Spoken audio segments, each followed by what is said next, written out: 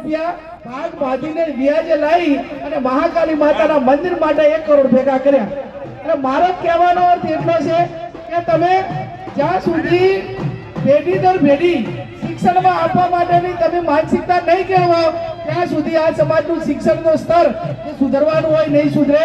એનું કારણ કે આપણે માત્ર દેવી દેવતાઓ 84 ના ખાતાવાળા અંધશ્રદ્ધા ભુવા ને પાવડિયા એના એમ વૈભવી દાન એકાબીજાના દેખાદેખીના ખર્ચા આમાંથી સમાજ બારી નહીં નીકળે ત્યાં સુધી આ સમાજના શિક્ષણમાં જે આપણે પરિણામ લાવવું છે એ પ્રમાણે લાવી શકશું નહીં.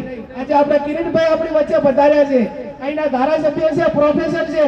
તમે જો એ સમાજ આજે વિશ્વની અંદર રાજ કરે છે. હું એમ માનું છું કે આપણે ધાર્મિકતાને ના માનીએ એવું નથી, આપણે માનવી જ જોઈએ ધાર્મિકતાને. આપણે ભગવાનને અગરબત્તી દીવાબત્તી કરવા જોઈએ, પણ આપણે વ્યાજે પૈસા લાવીને ભાગ બાંધીને મંદિરની પ્રતિષ્ઠામાં દાન આપી શકાય નહીં. આપણે ભાગ બાંધીને કે વ્યાજે પૈસા લાવીને દીકરાને કોલેજમાં મૂકવાનો હોય, સાયન્સમાં પેલું કરવાનું હોય, એને નોકરી માટેની તૈયારી કરવાની હોય,